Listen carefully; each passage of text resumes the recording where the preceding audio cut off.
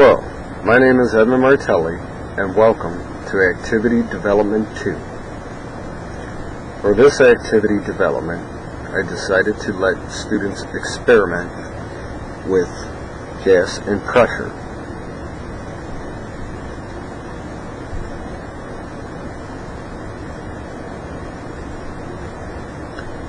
Atmospheric pressure is determined on the number of molecules, the temperature, and the volume.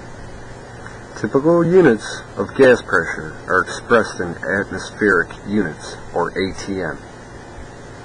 However, there are other common units of measurement, such as inches of mercury and pounds per square inch. These units can be converted. For example, 1 ATM equals 14.7 pounds per square inch. Boyle's law states at a constant temperature, the volume of a specific gas is inversely proportional to the pressure. The constant is designated as little k, temperature is T, volume is V, and pressure is P. So expressed mathematically, P sub 1 times V sub 1 equals P sub 2 V sub 2, or V alpha 1 over P.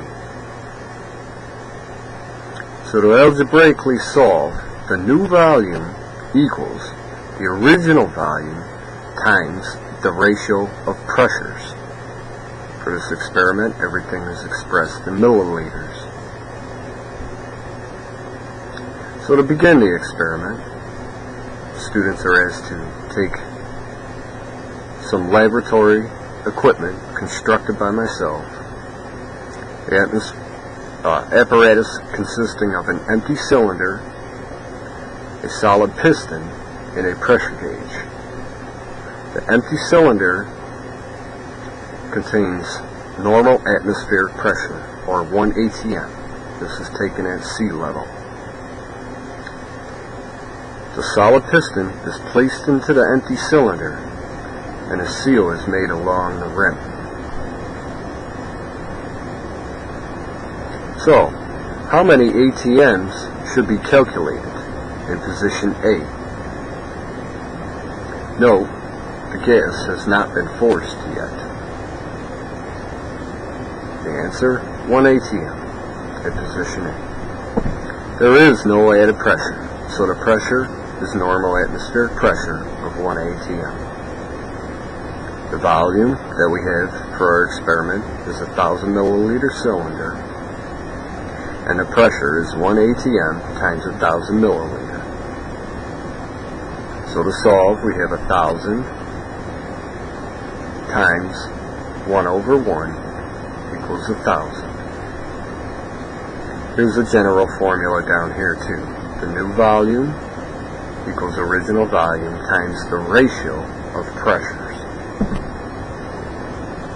Now push the volume of air downward 1/2 of its volume.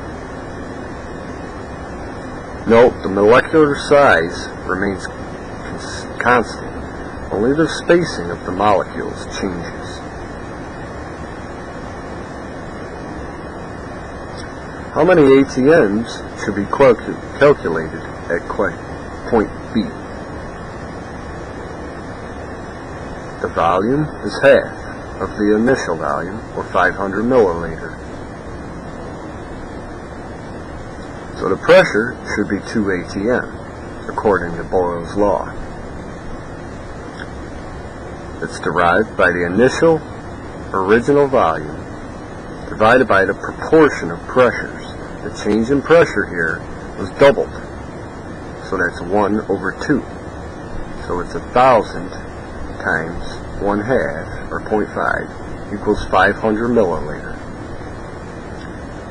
Note here, pressure has been changed according to the change in volume.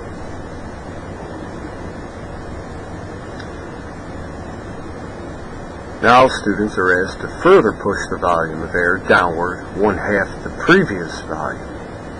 Again, the molecular mass stays the same, only the spacing of the molecules changes.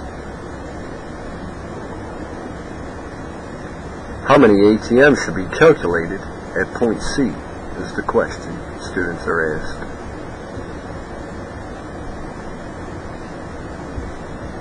Well, our volume changed to 250 milliliters. Pressure has been changed according to the change in volume. So we have 1,000 original milliliters divided by the proportion, which is 1/4, the change in pressure.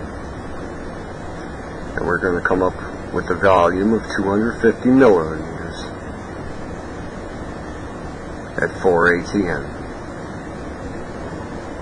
So in this experiment, I want students to explain to me what has changed and what has remained constant. If the work is done correctly, we should see a change in pressure and volume, and these are proportional. Boyle's law tells us that a variation of the initial volume causes pressure change, provided temperature remains consistent. But although the volume and pressure changed, the mass does not. Now I want students to explain how they might see this application used in pneumatics. For example, a pneumatic motor, a pump, or a piston. And if there are any questions, please feel free to ask. From Edmund Martelli, this is Activity Development 2. Thank you.